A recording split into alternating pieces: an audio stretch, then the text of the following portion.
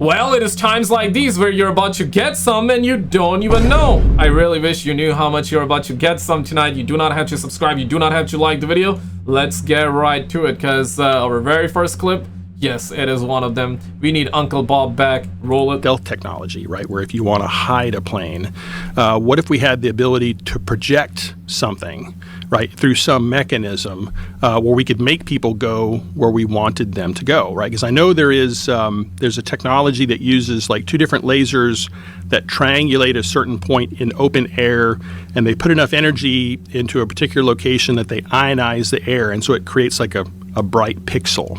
And so they use that to create three-dimensional displays that kind of look like they're just floating out in air. Now, they're not quite as big as what we saw described with the Nimitz encounter on the West Coast. So I thought... And that the Nimitz encounter is a crazy one, right? Because it happened back in 2004. That was reported. I mean, Commander Fravor, the pilot that actually chased it, appreciate subscribing. Welcome on, and you don't have to, but thank you. Yeah, he went under oath and talked about it during Congress as well. And just recently, you must have heard the news, right? And we covered it on the channel. Ross Coulthard is claiming that it was made at Lockheed. Oh, shit! Yeah, right? So that is a little bit interesting. Not saying that it is true, not saying it's false. It's something that we're hearing about, right? So interesting, but let's continue. Thought for a little while maybe that might be something that we're seeing. They can project plasma as well, right? Is that the same thing? It's the same thing, right? So that the two lasers intersect, they ionize the air, which creates a plasma. And they can do this over long distances as well, right? I don't know about long distances. I know they can do it over short distances. Okay. And so for a while there, I wondered if that might be something that could explain some of what that makes sense. What David Fravor and the group saw. The only problem would be the radar. Because I don't know if you wouldn't pick up that on radar, would you? Because it's not a mass, right? So the plasma would certainly absorb a radar signal, right? Because it's gonna polarize any electromagnetic wave that tries to go through. So it would show up. It might. It might. Would it be possible to make something that big, that's 20 feet long, out of that? It's hard for me to imagine that. Right. But he's talking about the Tic Tac shaped UFO. It was 20 feet. That's what we believe it was. It was like 20 feet long. So I think there's one piece of data that just came out in the last few weeks. I think David Fravor's wingman, Alex, I think her name is Alex Dietrich. I can't remember the name. I think you're right. Something like that. So she came out, and so in all the things associated with that particular encounter, one of the things I've been trying to figure out is how do they describe the specular surface of the Tic Tac, right? Because if it's these plasma pixels that I'm talking about that kind of creates a volumetric display, I would speculate it might be kind of a glowy looking thing. But I think Alex, in her account, described it as kind of a flat type of like matte, yeah. So that kind of torpedoed my working theory. So, but again, while it's amazing and incredible, and it's something that people want to go think about and go try and collect more data, it doesn't help me do what I'm doing in the lab. And so I think I kind of keep. Hey yo, what lab? What lab? You know, my eyes dart every once in a while over to that particular topic. Oh, what's that about? That's interesting. Right? Yeah, I mean, I'm honestly agnostic as well. I bounce back and forth from being really excited about it to feel like I'm being duped all the time. Jamie and I talk about it all the time. I'm back in. Pull that up, Jamie. Pull that up. Yeah, it's one. UFO topic is just one of them. I mean, we started with the talk of Tic Tac, UFO, 2004 UFO. That at first we were like, okay, it's legit. And now it's like Ross Coulthard is reporting that it was made at Lockheed. Basically, it's made by us. But the question still remains, if true, okay, not saying it is true, but if that is true, who made that? Who made that? Okay, Lockheed, right? But how did they make it? Yeah, that was the question. How did they make it? Was it reverse engineered from the real UFOs, or was it made from the ground up here on Earth? Right? And is all the UFOs that we're seeing in the skies, are all of them made by Lockheed, Skunk Works, maybe some of them made by China, or some of them are reverse engineered and some of them are real, the real deal? I would like to believe that some of them are the real deal and some of them are reverse engineered, right, based off of the real UFO tech. But is it all of them made here from scratch. Yeah, listen, man, there is just way too many conspiracies out there, right? Way too much fake stuff, way too much flip-flopping as well, and way too many lies by the government. It's getting to the point where, yeah, man, we don't know what's real, what's fake, what's real and what's not real anymore, right? And as we get down to the next clip, we also got an Area 51 clip coming up. Real quick, though, I need to shout out the homie, man for the 20. Shout out to Danny for the 5. Thank you guys so much for all the love, and you guys gotta do none of it, but those of you that do it, really appreciate it. Means a lot. Thank you guys so much for all the love. And the homie Matt also became a member on the channel. Appreciate it, man. You guys gotta do none of it, man. I let you get back to the And then, you know, he's a little agnostic on the Bob Lazar story. But the Bob Lazar story, which I'm sure you're aware of, is essentially what we're talking about. Like, you would bring in some out-of-the-box thinkers. And if you found some wildly intelligent young scientist who put a rocket engine in the back of a Honda, which is what he did, you would go, what is that crazy fucker up to? Like, let's have him look at it. Yeah, where is Bob Lazar at right now? Yo, we need the homie Bob back. Yeah, Uncle Bob. Yo, where's Uncle Bob at? What's it hurt? Right, The guys at Rocketdyne say he's a wizard. Right, You know, bring him right. out there. Or the guys at wherever he wasn't at Rocketdyne. He was at Los Alamos. The guys at Los Alamos said he's a wizard. So let's bring him out here. Let's see what's going on. Yeah, Uncle Bob needs to be back. I'm not too familiar with it. Right? It's the nuttiest story of all time. And he supposedly, well, they denied that he ever worked at Los Alamos, but then they found him on an employee log. And not only that, he knew the outline of the place. He knew the security people. George Knapp took him on a tour of it, and he knew everybody. He knew the people that worked there. He knew how to get around. Like, he clearly worked there. So that's interesting that they tried to deny that he ever worked there. And then from there, he gets this job where he is flown out to the desert to Area 51 Site 4. And this is allegedly, right? Oh my God. During this time, he can't even tell his wife what he's doing. So his wife thinks he's going having affairs. He's got to leave and fly away at 11 p.m. at night. Like, right, buddy. You can't tell me where you're going? You want to work? Right. Yeah, you're working late again? The wife starts having an affair. And because of his clearance... What? Okay, no, listen. This is a version I remember hearing. The wife was having an affair. And because Bob was working at Area 51, they were keeping tabs on Bob, his wife, and basically people that he knew. Like, because, they don't want Bob leaking alien stuff, and you want to keep an eye out on his family.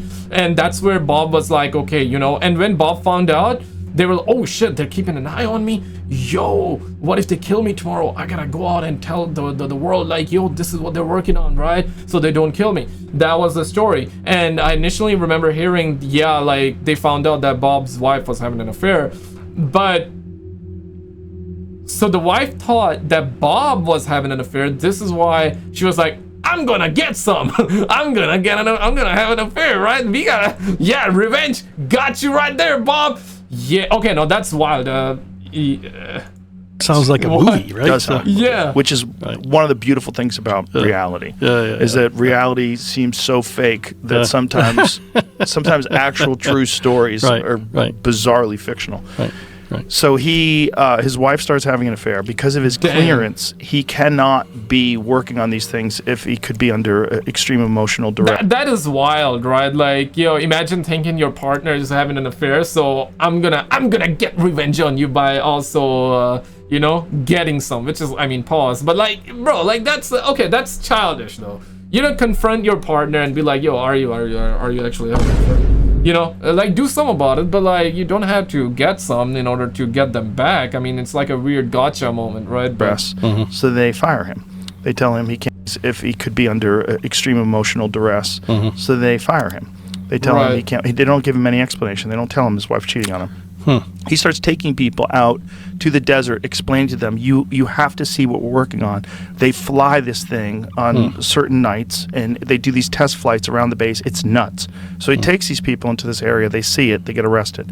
When he gets arrested, he gets caught there. He explains what he was doing. He says, okay, I've got to go public or they're going to kill me. So he goes public with George Knapp. Initially, they hide his face, and then he says, you know what, fuck that. Let's just film me. Let me tell you everything. He goes over the diagram of this device, and he calls it the sport model, and it looks like that. That thing that we have right there. Yeah. Jamie, It's almost pull like that a hubcap, right? But exactly. it's That's a copy of it. Okay. In the middle of that thing is some sort of Okay, like this thing. Okay, so you got a UFO statue. a generator that he said works on this unknown element, this element 115. Oh, some of this is coming back to me. I think I've seen some stuff over the years. Yes. Yeah, some of it's coming back to me now. And essentially the way he describes it traveling, and again, this is in the 1980s, the way he describes it traveling is exactly the way you describe that sort of warp drive changing space and time around it. And that you would point that thing where you wanted to go and it would just... Yeah. That it all sounds very surreal, right? There's another story. Again, as I said, I have a number of friends that are keenly interested in this, and so I've been exposed to some of the different things. And that to me, the Tic Tac account is interesting because it's got a lot of rigorous data, if you will, that helps you go, well, I can't explain that, I can't explain that, I can't explain that. And now they're saying, or I should say Ross Coulthard is saying, that is made at Lockheed. Check this out. Shout out to the other side. Roll it. Those rare clips where a government meets the fringe, we get a peek into how those behind classified doors process the wild claims of Area 51 reverse engineering alien tech. So let's roll with it. I thought it was curious and interesting. I've been to Area 51. I didn't see any flying saucers or anything like that. What did you see? I saw Defense Department experiments being performed and training activities and that sort of thing. Nothing that the taxpayer would object to. But, of course not. But it's a big range. There's a lot of stuff going on out there, and there's a lot of adjacent ranges. If you look at the Area map, S4, actually, where he was. That's what he said. Yeah. What's your take I on found him, his though? explanations curious. How so? The complexity of it, and the fact that he talked about Laurentium, for example, and then decades later, it turns out that apparently there is a more stable form of that than... That's element 115? Sounds right. I couldn't tell you. But it's called Laurentium? Laurentium. That sounds like something from Battlestar Galactica. We need the all this stuff power takes you the into ship. that, right? Right. So I'm a little skeptical about his claims, I have to say. In my opinion, you can hear in his tone that the Melon's not buying Bob's story wholesale, but he's definitely not laughing it off either. Yeah. That's what makes it interesting. He's trained to keep secrets, but he's also curious in the story. I love how he throws in that Battlestar Galactica line. You can tell he wants to dismiss it, but even he's kind of surprised that Lazar mentioned Element 115 before it was officially discovered. A friend of mine claims to know the gal who was his supervisor when he worked out there and knows what he was actually doing and where he was located, and claims that he was a guy who checked radiation on badges.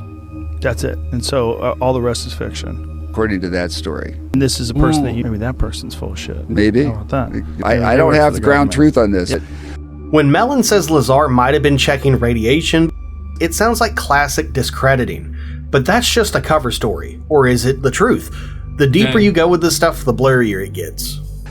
Yeah, right. And especially when you see like UFOs like these, bro. Yeah, this is one of the ones that I remember also covering. Yeah, this is an older one, but I mean, look at that. My God. Yeah, this one, right? The guy, and multiple people saw this thing, right? So you're looking at a different perspective. My God, look at that, right? It's a triangle shaped UFO, and it's moving too. It's rotating, moving bizarrely. Yeah, man, like when are we gonna know the full truth? And the question is, are all of these UFO sightings fake? Nah, cannot be, right? Or the better question would be, are all of these UFOs that we're seeing in the sky are made at Lockheed, Skunk Works? Maybe Russia made some, maybe China also made some. Okay, if so, made from scratch or made by reverse engineering, or are all of them real UFOs, as in, I mean, the first thought is always aliens made, right? But UFOs just mean unidentified flying object. The question is it like 50-50? Half of it is us, half of it is the real, like, extraterrestrial alien vehicles. Yeah, right, it's... I don't know, man. There's just so much confusion on the topic. There's way too many lies, bro. There's way too many lies, man, and way too many sides of individuals' stories too. So it's very, very hard to say. I'm interested to know your thoughts too, guys. But let's continue. Interesting. He did falsify his educational record. The stuff, the blurrier it gets. It's interesting. He did falsify his educational records, and Bob Lazar, he's been involved in about some other things, and it just doesn't. You talking about the what, MIT records? Yeah, he explained that to me. He said that he was working on something for the government, and they sent him to MIT to learn something. And I can't say too much. I'll tell you off air because he told me not to talk about it. But it makes more sense when you hear his description of it, that essentially it wasn't documented that he was studying there, because what he was doing was really a terrible thing, a terrible experiment they were working on. When I explain it to you, maybe it'll make more sense. Man, can a brother get to perhaps like know as well, like what's going on here, man? But now, Uncle Bob, aka Bob Lazar, Bob Lazar's story is just amazing, and he's definitely one of those guys that majority believe. Now, people that don't believe, understandable. There will always be people that don't believe it, and you know what? That's good, because whenever you're talking about a topic like this, you definitely need the opposition. You need both sides as well. But Bob Lazar is definitely one of those whistleblowers that is not just like believed, but people find his story fascinating and believable and real too. Now, there are very few people that don't believe him, but you know, that's just part of it, right? And you definitely need that. You definitely want to be questioning it too. So there's that aspect, but maybe not though. Maybe he's and the people that believe that he's not speaking facts, they believe that he is a government agent, like a psyop, right? For psyops, he's out there. CIA put him out there. You know, the government put him out. Government planned this, that, and you never know. He very well might be. I don't believe that's the case, but let's be objective about it. It could be that too. So you got to be open in all different directions, right? Pause, but okay, let's continue. They were working on. When I explained, it was really a terrible thing, a terrible experiment they were working on. When I explain it to you, maybe it'll make more sense. Maybe not though. Maybe he's full of shit. Maybe he lied about that. What's interesting though is he's told the same exact story since the late 80s. And he doesn't seem full of shit. Now, some people are really good at lying, and I've been tricked before, and I'm sure you have too. There's some people that are just so... Yeah, I mean, the truth is always repetitive, the same old boring, because that's the truth. You cannot change the truth. The lies are something that are made up, so every time you hear, it's gonna be changed, right? And sometimes if somebody lies to you, the next time you ask them, they will reply, perhaps they already forgot what they told you because, you know, they made that lie up in that moment. Or they will tell you, for example, easy example would be, I ate an orange yesterday. And you asked me that, what did you eat? 5 minutes later, like, I ate a banana. Bruh. Bad example, but I guess you understand what I'm getting at, right? Or maybe you don't. Nah, just don't say that in the comments, man. You understood that, right? But yeah, so but that's the thing. Either what he's saying is God honest truth, or he believes that. He really believes that subconsciously what he's saying is true. Simple as that. Sociopaths, they're really good at... They don't even know they're lying. They're convinced in their own head while they're spinning it. He's obviously very intelligent, and he obviously knows a lot about science. He knows a lot about propulsion systems, and he really did work at Los Alamos, which is interesting because he's actually on the employee roster. And they tried to say that he didn't. He knew people that were there. He knew the layout of the building. When he went there with George Knapp, they went through the building. He knew exactly where everything was, and he knew the people that worked there. So he really did work there. Yeah, that's wild, yeah. Allegedly. His story, what's interesting to me is that, again, it's the same story over and over and over again. Yeah, it's repetitive. And then what's also interesting to me is that he knew and took friends to a place where they were testing these things out. And he knew where it was, and he knew when they were doing it, and he brought his friends out there, and that's when they got arrested. Yeah, I mean, my God, look at this sighting, right? So this is captured by ISS. Is that true? So the speed is time 10, so this video has been played 10 times the speed. What in the world, like, how did they not shut down the feed, bro? Like, because I know, like, sometimes, you know, some weird objects came up on the stream, and they were shut down, and then you're telling me that this time they did not? You gotta be flipping my flapjacks. It's a very, I think there's some consistency there. That is hard to explain. How would he know where to go and what was going on? There are some possible answers to that. I've poked into this a bit. Supposedly, there was a bar off base where the scientists and a lot of the aviators and people would go and hang out. He was frequented that place, and picked up information. So I hear stories on both sides of this. Bruh. I don't know what the ground truth is, and I remain skeptical. But hey, there's a lot of crazy stuff going on.